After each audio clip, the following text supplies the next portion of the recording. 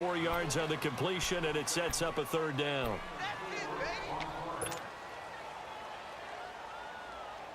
The Browns on third down. Not good. 0 for 4 thus far. This will be 3rd and 5.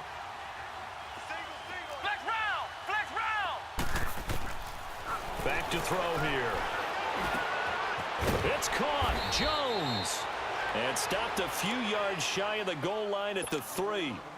And now we won't see a play on first down. We're going to get a timeout instead as they stop it with 11 seconds remaining in this first half.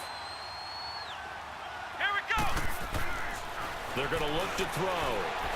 Dance. The Browns are in the end zone. Touchdown. That's one of the better examples of clock management I've seen. Whittled it all the way down just about and still put the ball in the end zone. Yeah, just a methodical drive and something really to take into the lockers here. Extra point splits the uprights. And the decision to just kick the extra point winds up successful. Out is the kickoff unit as they run up and send this one away. This is taken about 7 yards deep. Out onto the field comes New Orleans. Already down 2 touchdowns here in the first half. This becomes a pretty important drive, doesn't it? It certainly does, and a lot of the teams script plays. We know that, right? They have a script to start the ball game, and typically those scripts go between 12 and 24, 25 plays. Down 2 touchdowns early, probably not very deep into their script. I think that they'll stay with it. I don't think they'll abandon it just yet and try and generate some offense on this drive. Anything. At least 3 points get that 0 off the board. So they took a shot on first down but couldn't connect. So we come upon halftime, and it's the visiting Browns with a lead. As we'll get you over to Orlando, where standing by is Jonathan Coachman. He has our EA Sports halftime report. This is taken about 7 yards deep. And a good return as he'll be stopped just shy of the 30-yard line. Here's the Browns offense now getting set to start off this third quarter. This is sort of what you would call a put-away drive, isn't it? They score here, especially a touchdown. It's almost out of reach. It certainly feels that way, and I think that they're going to call their plays accordingly because what you really want to do, even though you know the scoreboard is still up there and the game's going to go on, in fact, you can take the spirit away from another team, that their drive and will to come back and win can be taken with another score right here. Still third quarter, but you just get that feel. Yeah, they're teetering right there on the brink, aren't they? First down yardage on the first play of the drive. Give him 14. Here we go. Using yardage back at the 40. It's a loss of 4 there, bringing up second down. He already has 2 sacks to his credit. Now another tackle for loss. And you know how you can always identify who was supposed to block him? They're the ones helping up the person who just got knocked to the ground with the ball, right? Whether it's a running play or a pass play, they've got it. Into heavy traffic, and it's intercepted. Picked off by Ken Crawley. First possession of the third quarter, an interception, so maybe a second-half tone setter. Indeed, and not the tone they wanted to set. That's the equivalent of running out the wrong door and running into your pool instead of running out onto the field. A real dud for that one. Has that happened to you before? No, but I've heard stories about teams actually doing that back in the good old days. Here's Cook as they begin on the ground. And this has been a familiar sight all afternoon as they stop him behind the line. It'll be a loss of 1, and that'll bring up a 2nd and 11. After the loss to start out, here's 2nd and 11.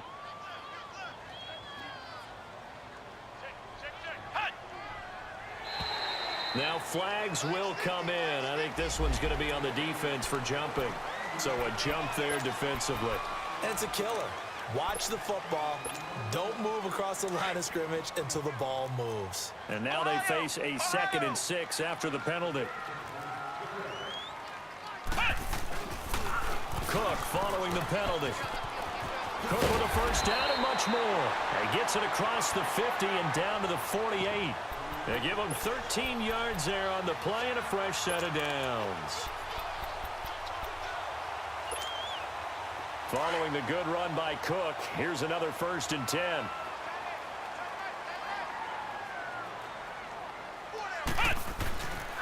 Handoff comes to Cook.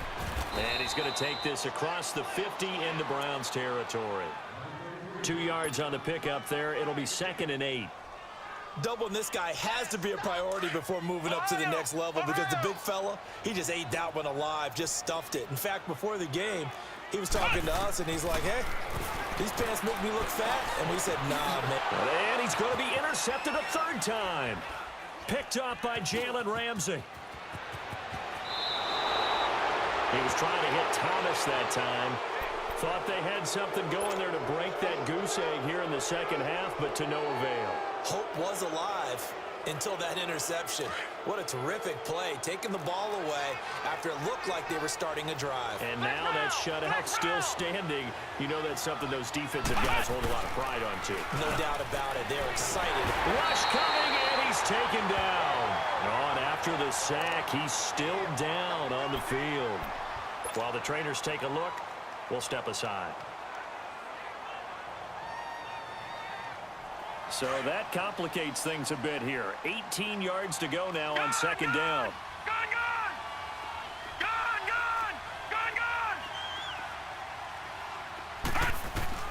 And now the first throw for the backup quarterback. And his first throw here is incomplete. The Pro Bowl wideout Julio Jones, his intended receiver. And now it's 3rd down. And Charles, got to like what this defense has been able to do these last couple of plays. Yeah, they get the sack on 1st down, then they force the incomplete pass. Now they're just a play away from getting the football right back, but it's a big play. They've got to hold up. Here we go. Brand 38. Looking to throw. He'll leave it for Cohen, complete. And he's able to get out to the 32, brought down there. It'll be a gain of 4. And that's going to bring up a 4th down. Instead of throwing it downfield, Charles, they just tried to dump it underneath there. You like the call? I do. I think it's a high percentage play because you get the completion, and what you're counting on is your back to use his legs and his elusiveness to make people miss and pick up the 1st down. In this case, it didn't happen. Out onto the field comes New Orleans. And with 3 interceptions thrown already, we'll see. Do they rely more on the ground game here? They may have to change things offensively to try and settle things down, not just for the guy throwing the ball, but for the rest of the offensive unit, because their confidence has to be shaken a little bit. And you just wonder, is the backup going to start to warm up a little bit over on the sideline? Meanwhile, they take a shot to start the drive, but this is going to wind up incomplete.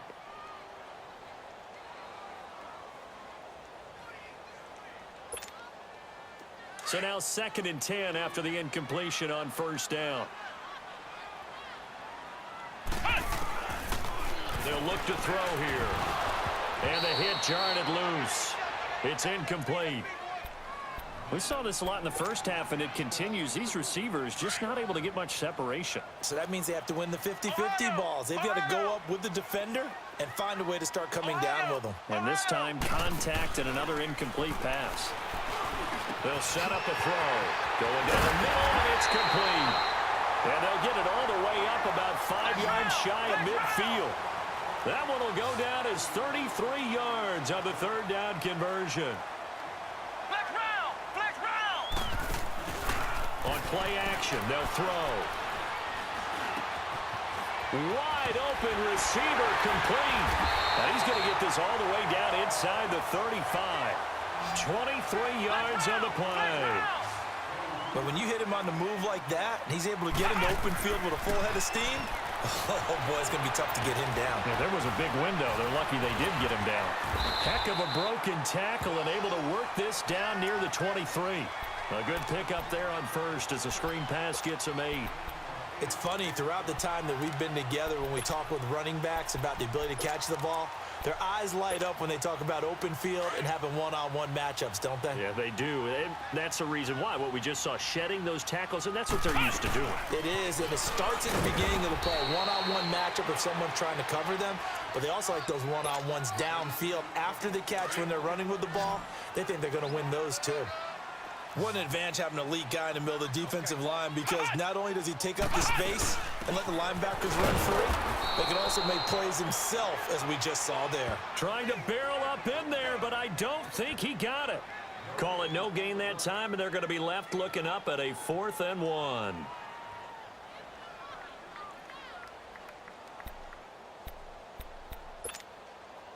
Still just the third quarter, but they've got to make something happen. I think they know that. They're going for it on fourth. Now contact up front as penalty markers come in. Who is this against? A little eager there coming in from his outside linebacker position. You think the hard count got him there? Yes. Maybe that extra that extra emphasis on it got him to jump, and they picked up 5 yards. Inside the red zone here. They'll look to throw. And he's going to go down. Back at the 27-yard line. He's sacked. It's interesting, partner, that most defenses try and guard the 35-yard line actively because they think the way kickers are nowadays, about a 52-yard field goal, they're kind of giving up points. But you get even deeper into territory, you get into the red zone, they're going to guard it even more, which means more pressure, more blitzing. Now a shotgun snap as they'll look to throw. That's caught. It's Thomas. A good pickup there. 18 yards as they get closer for third down. When you're a player of his stature, you don't just circle the games on your team's calendar. You Circle the Pro Bowl? Without a doubt. That's a game.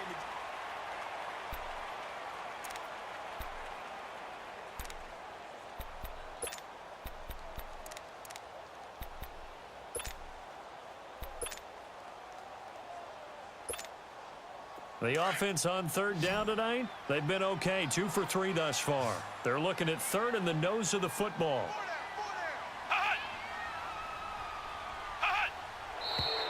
Now flags will come in. And I think this is against the Saints up front. Ooh, moving from his tight end spot there. Do you think that perhaps the play call was for him?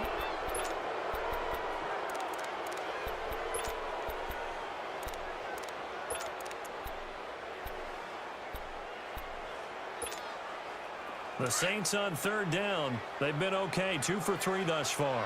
This will be 3rd and 5. They'll drop the throw. Looking for Thomas. He's got him. Touchdown, New Orleans. Michael Thomas, his 4th touchdown on the year. And the Saints get a bit closer.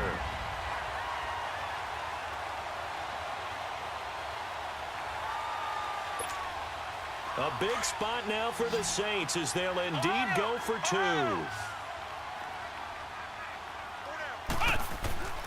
Now they'll throw here out of the gun. That's caught at the 1. And he'll get into the end zone as the 2-point conversion is successful.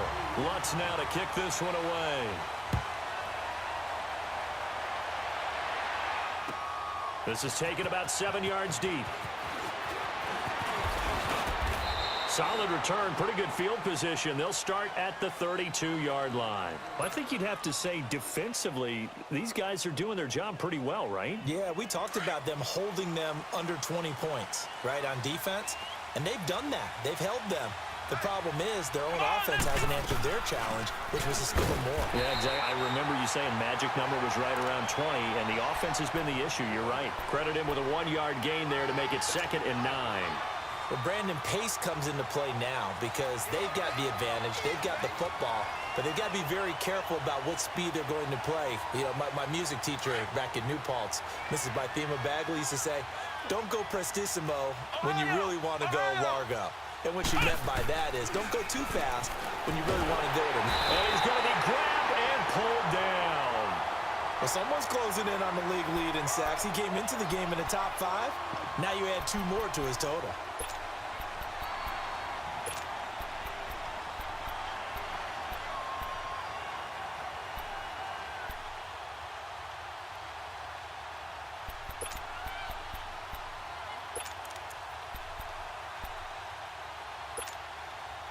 The Browns on third down. They've had their troubles. Just 1 for 6. This will be 3rd and 15. Let's go. They'll look to throw. And he's got Moncrief. And they work this well upfield across the 45. It's a gain of 20 and picking up the 1st. Big hook up there, forced to throw it on third down. The connection's going to keep the drive alive and also keep the clock moving. Yeah, and from a defensive perspective, didn't get a sack, didn't knock the ball free, didn't break up the pass. The clock keeps running on you. You're in a dire situation now. They'll run it now out of the gun. And nowhere really to go there. He'll take this up just shy of midfield. Michael Kendricks, the linebacker, there to get him down.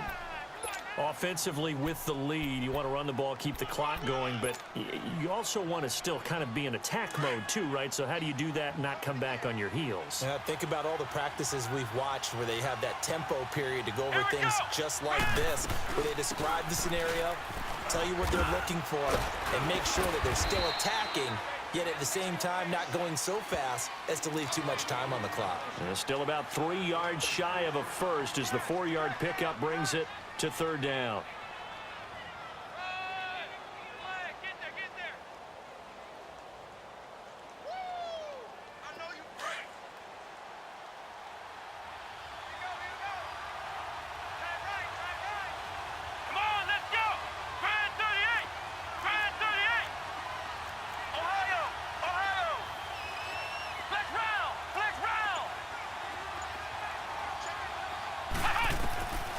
He'll look to throw.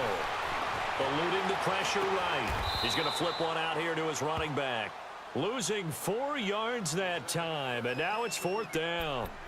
He rolled out of the pocket right, and I think he wanted a little something more out of that play, obviously. Instead, he hit a safety valve. It looked like two well-coached teams there, even though there was no yardage gain, because the offensive guys, hey, they realized their quarterback was out of the pocket. All the receivers went to the right spots, tried to get in his sight line, tried to open themselves up. Just nowhere to go where they could gain yardage. How about the defensive guys, though? Did not lose leverage and kept their poise and made a really nice play. And no, it's incomplete. Boy, it looked like he had it and dropped it. And this defense will take over right at midfield. Boy, you talk about not playing it safe. Why were they going for it there, Charles? It's got to be a full evaluation of their team. Do they trust their defense in this situation? Maybe they think they've given all they can in this game and they don't have anything left. Do they not trust that the other team's quarterback is just so hot that no matter where they get the ball, they go downfield? Remember when Bill Belichick went for it in that game, right, against Indianapolis on the road, and everybody said, why'd you go for it there? I think he just thought to himself, on the other side, if they get the ball, they're going downfield anyway. He was trying to end the game right there with his own offense. Flex round. Ohio. Here's a play fake as they set up to throw. Incomplete, but a penalty flag is down in the backfield. Let's get the call. And they will elect to decline the penalty. Everything turned out the way they wanted it to. No sense in even having to take that one, hence the decline.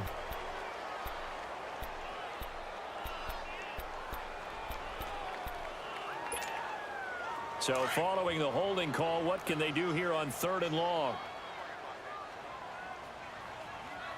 Ohio. He'll drop to throw.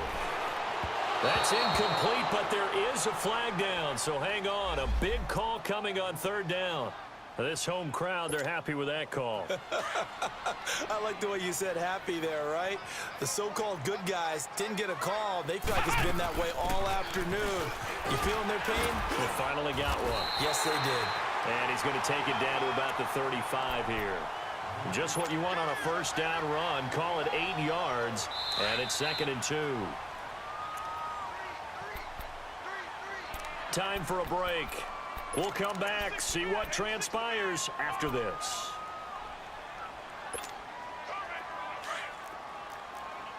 Ohio.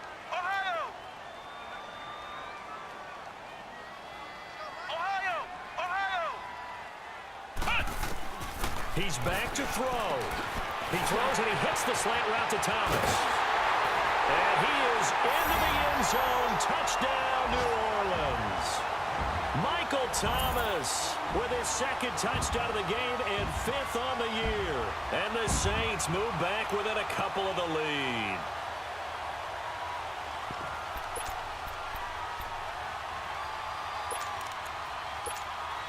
Here we go now as we get set for a big 2-point conversion. Ohio.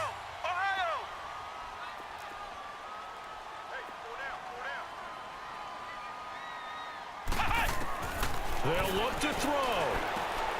And it's intercepted at the goal line. Good positioning, and it's picked off. Well, as most teams do in their two-point attempt, they pass the ball.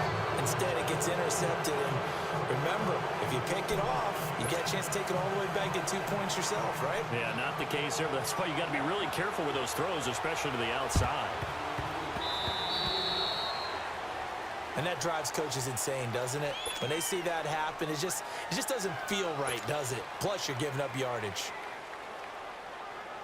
We saw a number of good games earlier today. This one might top all of those. It's been a dandy as we come up on 1st and 10.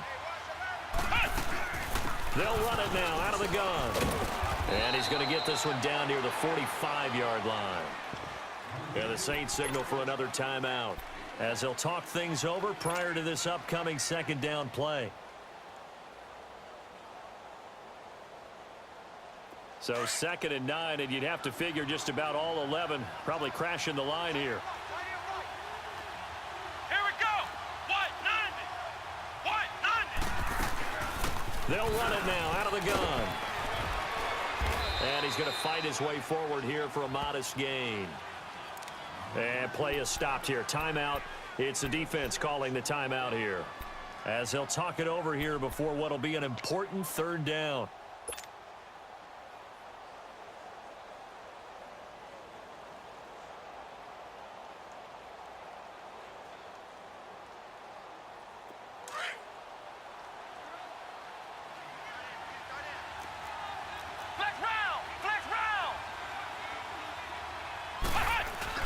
Here's Kamara trying to run for it. No gain there on the play, and that's going to leave him with a 4th down.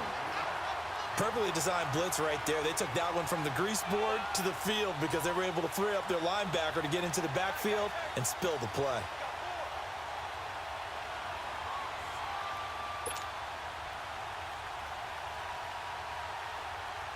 So here we go. Maybe the biggest kick of the game forthcoming. This will be from 56 yards out.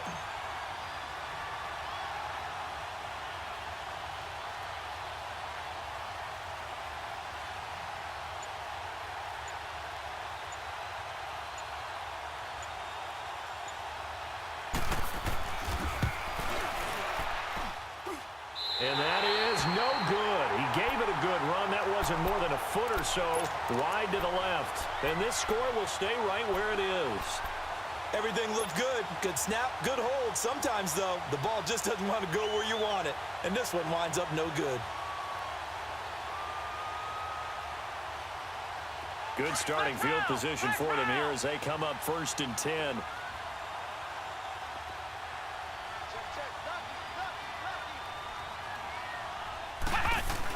They start the drive with Cook. And they'll get him down as he's inside the 40. 15 yards is the pickup there, and the drive starting very nicely. 1st down. Probably had 60,000 thinking pass right there, including us in the booth. Yeah, no doubt about it. That was a big call, big guts on that one. And guess what? That run, it'll pay dividends. Now a desperation throw deep, and this is taken in at the 5. And they are able to stop him, but he does take it all the way to the 2. And now a timeout called defensively by the Browns. It's just their first. They've got 2 more to use here in the final stages.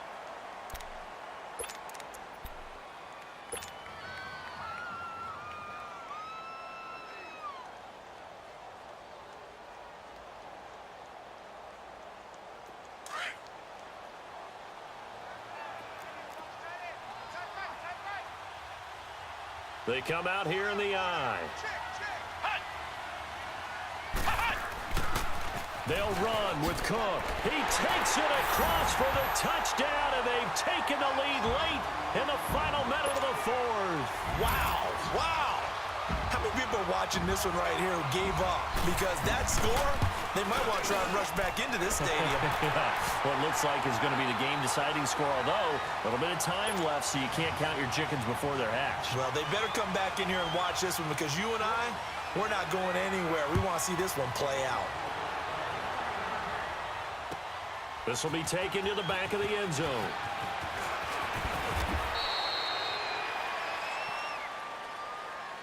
And now Cleveland geared up to take the field. One possession game. Time very much a factor. How does the offense handle this situation? Well, in a lot of cases, they should be somewhat relaxed. And I know that's counterintuitive because this is a pressure situation. But this is Friday practice every week of the season. You go over this situation, having to go downfield, limited timeouts, got to get out of bounds and keep the drive going and set yourself up. Defensively, you can't just lay back and let them do whatever they want. So it is a cat and mouse deal here. How much pressure will the defense bring, and how much pressure can the offense handle? We're going to find out. And that is caught one-handed. Oh, my, he pulled it in. And now before this first down play, we're going to get a timeout here, as they'll stop it with 17 seconds to go in the game. A real field flipper there, as all of a sudden they've got a first down in the red zone. Flex round! Flex round! Ohio! He'll look to throw. And incomplete. He dropped it in the end zone. The beauty of being able to play a zone defense when you can sit back and see the ball coming out of the quarterback's hands, guess what? Creates a lot of confusion, kind of a muddle in the middle of the field where you can go make a play on the football. So after the incompletion on first, now 2nd and 10. Flex round! Flex round! Ohio!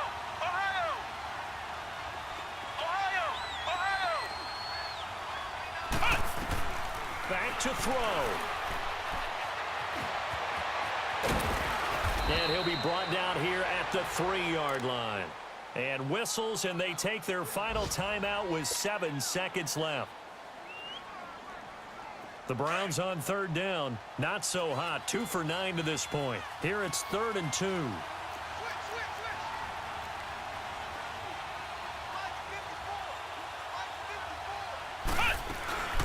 They'll run it now out of the gun.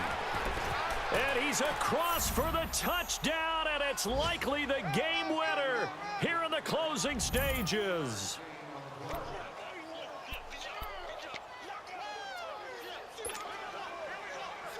The Browns once again setting up to go for 2. Flex round! Flex round! They'll try and run it here. And he'll get into the end zone. So now a field goal would only tie as they've upped their lead to 3.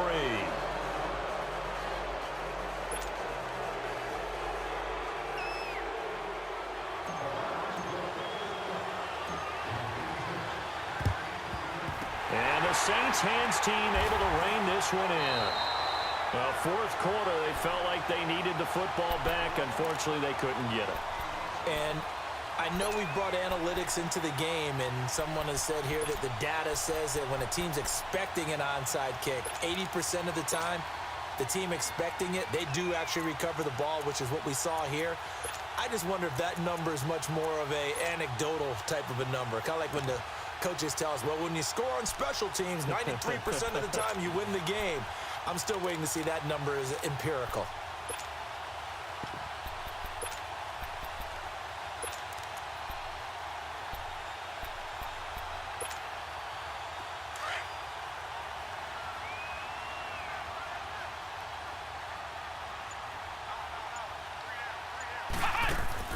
One final shot. They'll look to throw. And it's incomplete. So their final drive comes up empty. And with that, the ball game is over. Well, going into the final play of this game, they knew that they needed some type of a miracle there at the very end, but they couldn't get it done. However, we were treated to really a spectacular affair. Even though they didn't finish it off, you're exactly right. They took us down to the last play. You're wondering, could it happen? Possibly, even though we both knew it was a long shot. So for the Browns, they remain one of the hottest teams out there as the win moves them to 6-1.